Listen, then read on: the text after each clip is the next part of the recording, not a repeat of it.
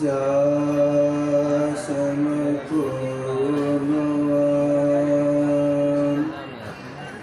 परम पुरुष होते अधिक गावै संत सिया। धन्य धन्य सतगुरु सुखदा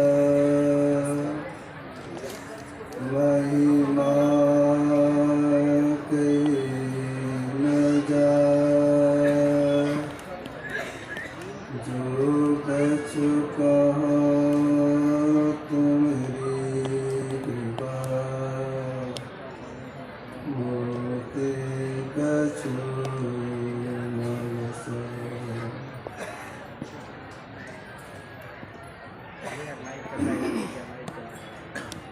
सम्माननीय साधु समाज महासभा के सभी सदस्यगण, हर प्रेमी सज्जनों, माताओं एवं बहनों, आप लोग बहुत देर से बैठे, मन में उतार गया होगा, फिर भी थोड़ी देर और ध्यान कीजिए। अभी हम लोग गुरुदेव का जो संस्मरण सुन रहे थे, महर्षि मेह की दिनचर्या उपदेश में प्रकाशित है, गुरुदेव का आशीर्वाद भी है, उसको फिर से आप लोग पढ़ लीजिए। उस पाठांतर है कहने में वो सुधार हो जाए।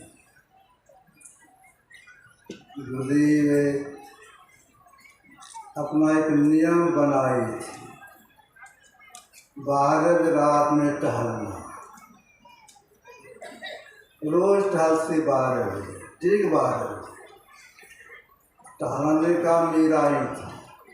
और जो टहलते थे बरामदे पर ही टहलते थे, पैदल टहलते थे, चरण नहीं, सहारा देने का मेरा ही था। लेकिन मेरे मन में हुआ 12 बजे टहलती ही है तो उस पहले टहला दिन क्या हो।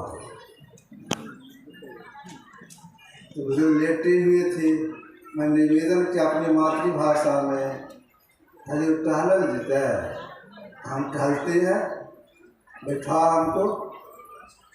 तो धीरे धीरे बैठाए, हाथ में लाठी दिए, अब सहारा दे खड़ा कर दिए, ले जाके बाहर टहलाने के लिए। इतने बड़े होकर हमसे पूछते हैं कितना बजा। तो दीवार घड़ी देख करके मैंने कहा, बलसर रहा था, 12 बजे 20 मिनट देरी। इतना सुनते गुरुदेव बोले इस तरह से, हम 12 बजे टहलते हैं, पहले तो काहे बिठाया, लेटा दो। तो फिर हम लेटा दिए। मेरे मन में हुआ दीवार में घूम के देखें कुछ समय लगेगा, नहीं ठीक समय पर हम निवेदन करेंगे। जमालपुर की सत्संगी घड़ी दी थी गुरुदेव, देव घड़ी, वो समाने नीचे में रख दिया था। घड़ी धीरे से हम अपने हाथ में ले लिए, ठहना टेक के किसान के पास में बैठे, बगल में बैठे, घड़ी को देखते रहा। अब उधर जिसे लेटाए गुरुदेव को स्नान कैसे होते हैं, तुरंत खराटा लेने लगे, मतलब गहरी नींद में चले गए। अगर घड़ी देख रहे हैं, जैसे दोनों से 12 पहुँची, अब हम कहेंगे चला टहले, मेरे कहने पहले गुरुदेव बोले, भैरव इसमें को टहलना। संत सोते नहीं हैं, सारे ब्रह्मांड को देखते रहती हैं क्या क्या हो रहा है। कभी कभी मैं गुरुदेव से निवेदन करता था, कुछ तो हमको बता देते थे, कभी बगैर पूछे कुछ हमको बताते रहते थे, यह बात ऐसी, यह बात ऐसे। एक दिन उनकी मौज हो गई, कुर्बान लगभग 8-9 का समय होगा। गुरुदेव लेटे हुए थे, हम समय में खड़े, हमको देखते हुए हमसे कहती हैं कि रे भैया है जो तुम बार बार हमसे पूछती हो, आज हम तुमसे पूछते हैं, उसका क्या माना होगा? तो मैंने हाजिर कहा जाए, ये कहा जाए से गुरुदेव हमसे बोले, बोलो गुरु ही घर है, क्या माना होगा? हम सोच रहे हैं गुरु ही घर है, क्या माने होगा? अवतार गुरुदेव कुछ लेटे ही हैं, हाथ ऐसे की करके प्रतीक्षा वैसे कर रहे हैं, प्रतीक्षा में क्या उत्तर देता है, हम इधर सोच रहे हैं इसका क्या उत्तर होगा। हमको लगता है लगभग 7-8 मिनट हो गया होगा। गुरु क्या गुरु ही घर है, क्या माने होगा? हमारी बुद्धि काम नहीं की। मैं अपनी निवेदन क्या हजूर कहाँ समझ में आवे से कहा जाए एवं माना की होती। तब गुरुदेव बोले, अरे गुरु मन परमात्मा, परमात्मा सबके घर है। सरल भाषा से परमात्मा सबके घर है। परमात्मा में सारी सृष्टि है, क्योंकि परमात्मा सबसे पहले के हैं। जो सबसे पहले के हैं इसे कण कण में सघनता से व्यापक होकर के अपना मंडल बाहर रखे हैं। मिट्टी में मिट्टी के सदृश, जरा परिवर्तन नहीं, मिट्टी में मिट्टी के सदृश, पानी में पानी के सदृश, अग्नि में अग्नि के सदृश, हवा में हवा के सदृश, आकाश में आकाश के सदृश, मन में मन के सदृश, बुद्धि में बुद्धि के सदृश, चित्त में चित्त के सदृश, अहंकार में अहंकार के सदृश, चावल में चावल के सदृश, रोटी में रोटी के सदृश, सारी सृष्टि में कण कण से घुसे भी उससे बाहर है। जो ऐसे परमात्मा है वे कभी जन्म नहीं लेते, कभी मृत्यु नहीं होती है। इसलिए गुरुदेव का जन्मा का जन्म नहीं होता है। और ऐसे के लिए वहां से कहना है परमात्मा अद्भुत है। अद्भुत क्यों कहा है? 108 उपनिषद में एक नाम है श्वेतासुर उपनिषद, उसमें एक मंत्र आया है अचिंतन व्यक्त मनंत रूपम शिवम ब्रह्म योनिम तमादि मध्यांत विहीन मेकम विभुं चिदानंद में रूप अद्भुतम। अपना अचिंत्य रूप है, अनंत रूप है, कल्याण रूप है, शांत स्वरूप है, अमृत है, माया के कारण है, आज मत से हीन है, भीभु है, एक है, अंत में कहा अद्भुत है। अद्भुत शब्द क्यों कहा? देख हम लोगों शरीर के भीतर में ये 4 इंद्रियां हैं, मन, बुद्धि, चित्त, अहंकार। इस चारों के 4 काम अलग अलग है। मन का काम है संकल्प विकल्प करना, बुद्धि काम है निर्णय कर देना, चित्त का काम स्पंदन करना, निष्ठुर, अहंकार काम है मन का बोध करना। मन जो संकल्प विकल्प करता है किसकी शक्ति से? या तो मन सूक्ष्म जड़ है, बुद्धि निर्णय लेते किसी शक्ति से, अभी सूक्ष्म जड़ है, चित्त स्पंदन करते हैं सूक्ष्म जड़ है, अहंकार पर बोध करता है सूक्ष्म काम कैसे करता है? मन संकल्प विकल्प करता है, बुद्धि निर्णय करती है, चित्त करता है, कर्म बोध करता है चेतन की शक्ति से। याद रखिए, चेतन की शक्ति से परमात्मा उस चेतन में भी जिस चेतन की शक्ति से काम कर रहा है, उस चेतन में परमात्मा व्यापक होकर के अपना मंडल बाहर रखी है। इसलिए कबीर साहब को कहना पड़ा चैतन्य चेतन, चेतना चेतना प्रदान करने वाले परमात्मा है। जो ऐसे परमात्मा है उस परमात्मा के अंदर हम लोग चलते हैं, सांस लेते हैं, सारा कुछ उनके अंदर में होता है। ऊपर परमात्मा, नीचे परमात्मा, आगे परमात्मा, पीछे परमात्मा, बगल परमात्मा, भीतर परमात्मा, बाहर सब परमात्मा परमात्मा में है। जो ऐसी है उनकी भक्ति कैसे की जाएगी, जिससे हम जीव का परम कल्याण हो जाएगा। अपने देश में कोट के महापुरुष हो गए वो स्वामी तुलसीदास जी महाराज, इन्होंने बहुत सी ग्रंथों की रचना की है। एक ही क्या है, वीणा पत्रिका। इन्होंने थोड़े शब्द वीणा पत्रिका में लिखा है। कौन? तुलसीदास जी महाराज ने। 3 अवस्था तजहु भजहु भगवंत। कैसा भगवंत? मान क्रम वचन अगोचर व्यापक व्याप अनंत। 3 अवस्था तजहु भजहु भगवंत। कैसा भगवंत? मान क्रम वचन अगोचर व्यापक व्याप अनंत। ज्ञान से परे हैं, सब में सबसे बाहर है, व्यापक व्यापक कठिन अनंता। जो ऐसे परमात्मा है जो सब में घुस से बाहर है, अगर इनकी सही भक्त करके कोई मोक्ष प्राप्त करना चाहती है, दुखों से छूटना चाहते हैं, उन्हें क्या करने के लिए कहा?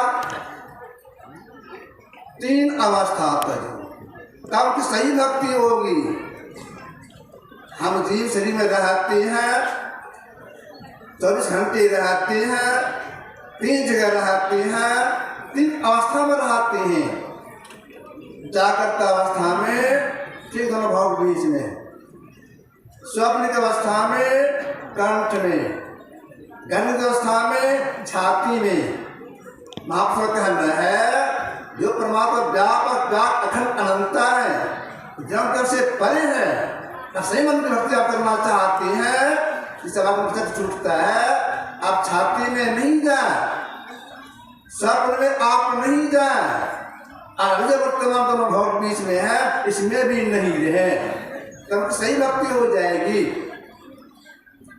आँख से नीचे पिंड का भाग है, ऊपर ब्रह्मांड का भाग है, दोनों के मध्य में ठीक बीच में जीव का वास है। ऊपर चलेंगे सही तब सही भक्ति होगी। अब विचार न है, अभी दोनों भाव के बीच में है। आँख से पिंड का भाग बताया गया, ऊपर ब्रह्मांड का भाग बताया गया है। ऊपर चलेंगे तो सही भक्ति होगी। ऊपर चलेंगे कैसे? तो चलने के पहले जानकारी लेनी पड़ेगी, वह रास्ता कैसा है, इसमें चलना है, वह रास्ता कैसा है। जो चल करके हम आगे प्रवाद में हिंदू को देख सकते हैं, इधर गांव से छूट सकते हैं।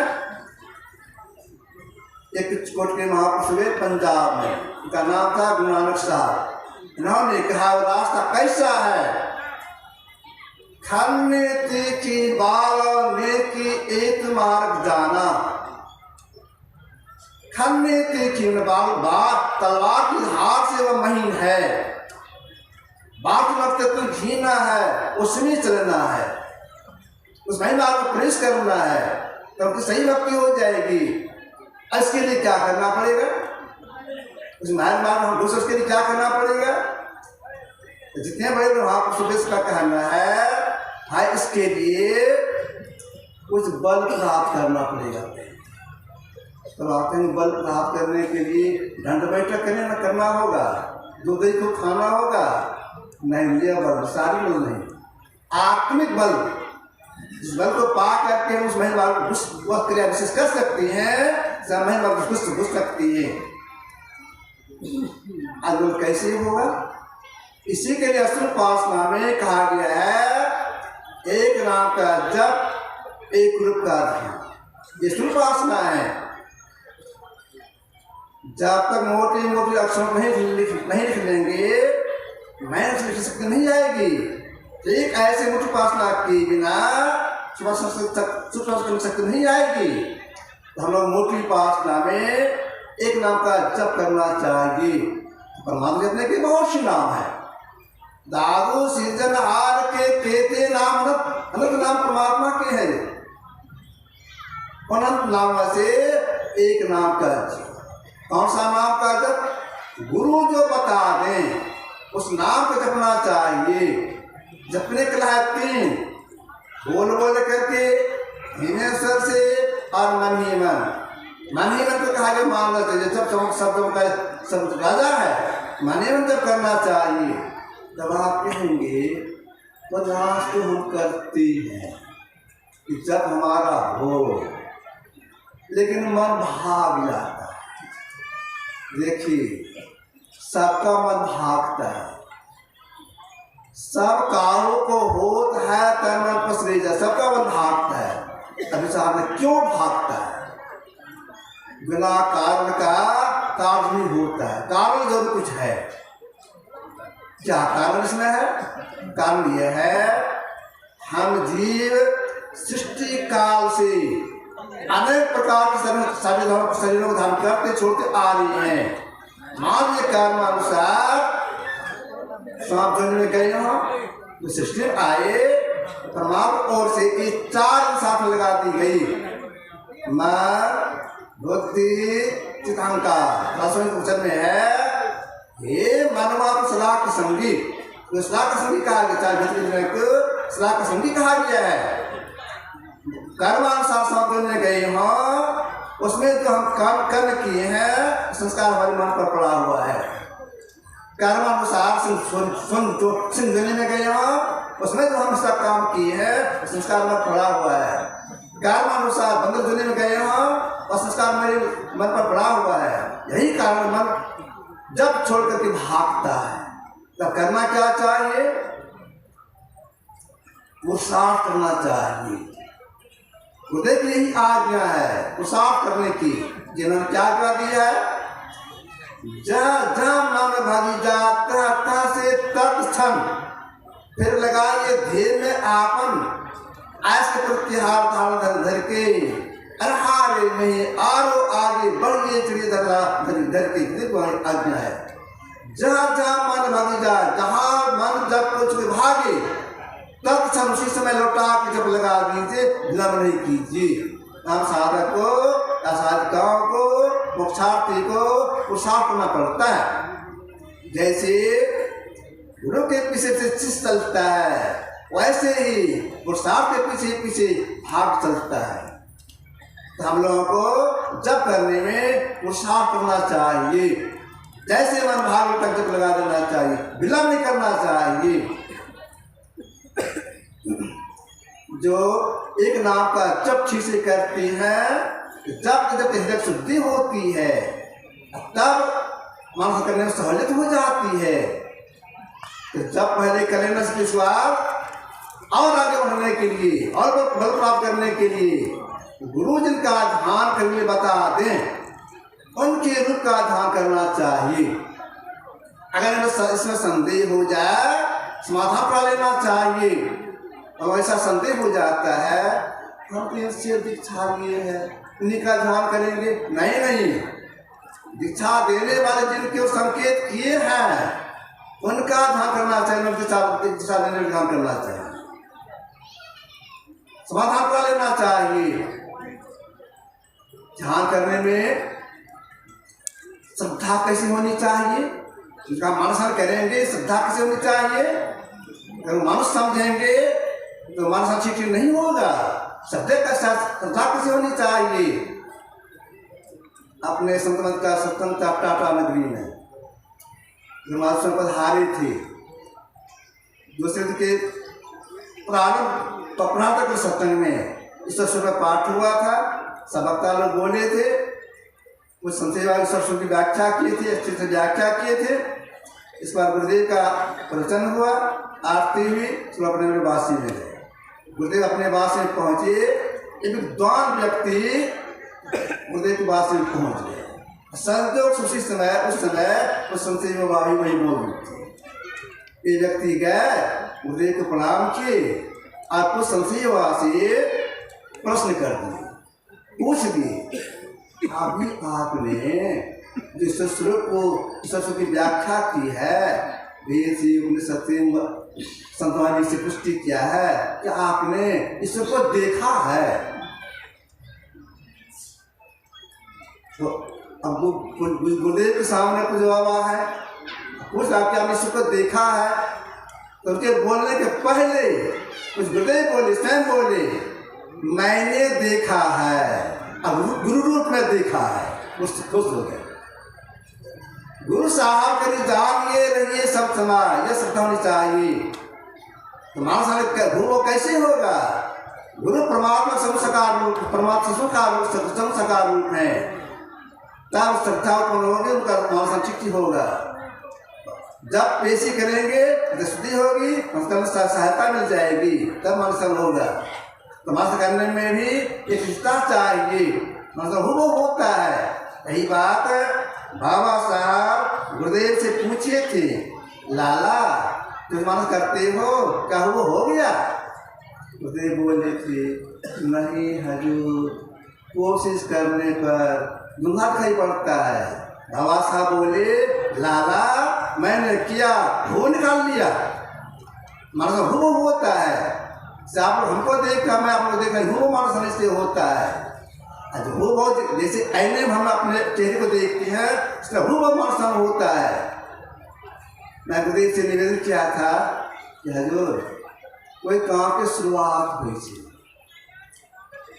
जिससे पूर्णता हमारे किसी को कर रहा था, जैसे प्रारंभ कहाँ से, उनका शुरुआत कहाँ से हुई थी, महाराज हमको बताए थे। उन्हीं की भाषा में बोल रहा हूँ, मानस राम से जी, इनकी भाषा मानस राम से जी। तो होगा अगर मानस राम किन्हीं को हो जाएगा, इस प्राण नहीं समझ जाएगी। यहीं तक साधक को विलम्ब लगता है। जब मानस रूप हो जाता है, उस रूप को हटा कर, प्रमाण हटा करके जहाँ होने के लिए बताया गया है, यहाँ देखिए, कहाँ देखिए, गंगा में देखिए। कैसे देखिए? दो नैन नासा मध्य समुख, सुई अगर ले नहीं, राम पटे जो दूर आकाश को तो सैर कर, उदित मानिए।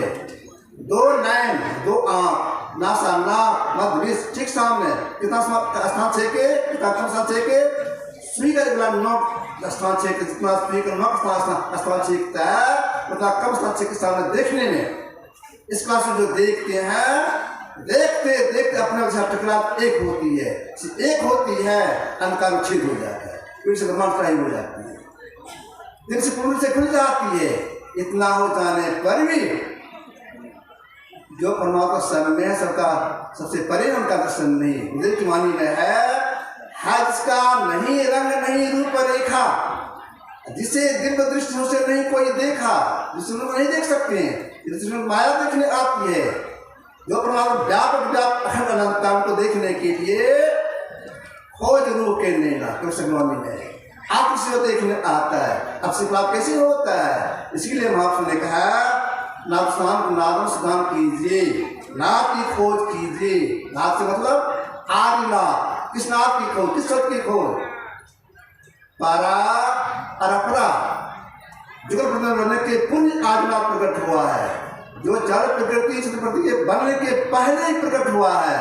इसको महापुरुष का स्फोट, उदगी, बड़ाध्वनि, नाम नाम ओम प्रष्टान आदि, इस सब जब खोज हो जाएगी, जिस समय पकड़ा जाएगा, उसी से भीतर विचार संगी है, जीव का स्तन छोड़ देती है, तब जीव आत्म खुलती है। उस अर्थ से जीव अपने अर्श पीर का दर्शन करता है, और आगे बढ़ने पर सास की समाप्ति निसर्ग परम पदम यह हो जाता है।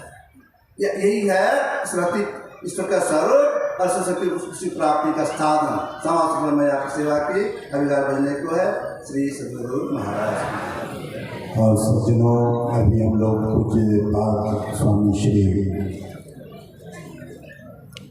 गुरु से भी भगीरथ जी महाराज से अमृतमयी प्रवचन सुन रहे थे। अब एक दो सूचनाएं हैं, ध्यान से सुने।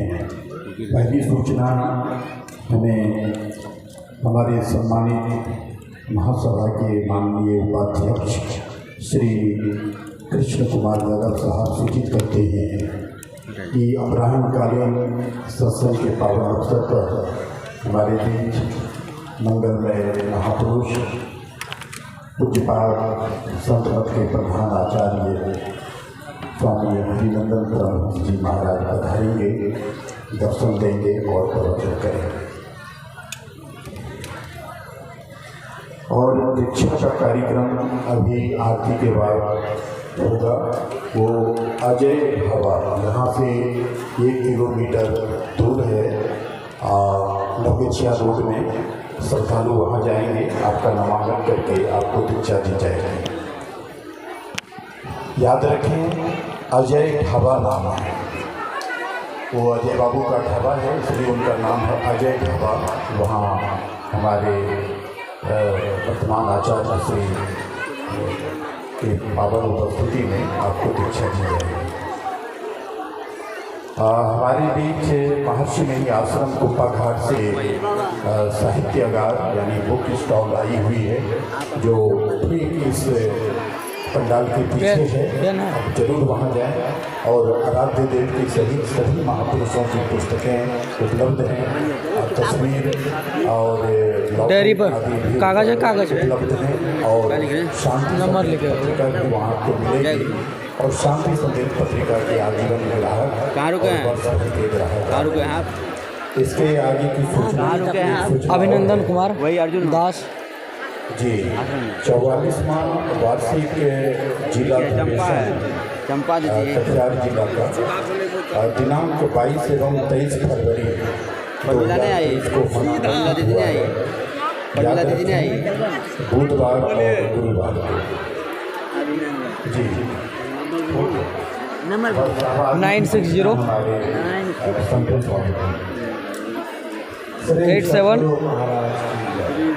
8788 73 844।